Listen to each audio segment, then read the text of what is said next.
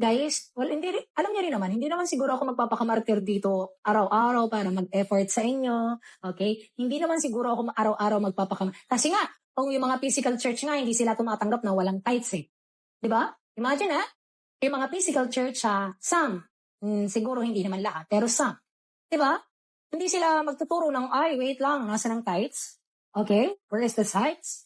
Di ba? So, yung mga tao, alam mo yun, nasan nga ako? Ako po ay hindi magpapakamartir. Okay? Nang purong pagmamahal para sa inyo.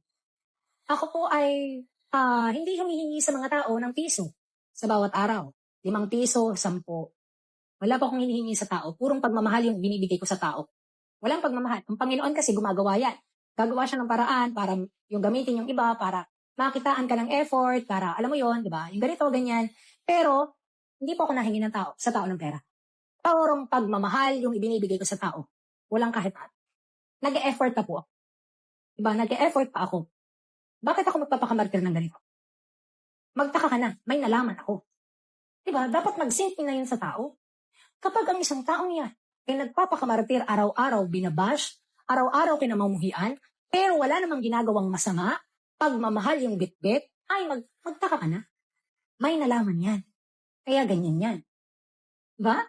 Ngayon, nung nag-sink in yun sa akin about apostol, nung nakilala ko yung spirit ng Panginoon, nakilala ko lahat ng kagustuhan niya, doon ako nagkameron ng takot, saya, halo-halo.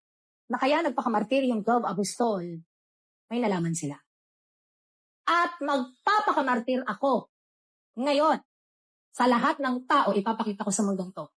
I will not deny my faith. Papakamartir ako hanggang kamatayan ng aking hininga. Kasi may nalaman ako.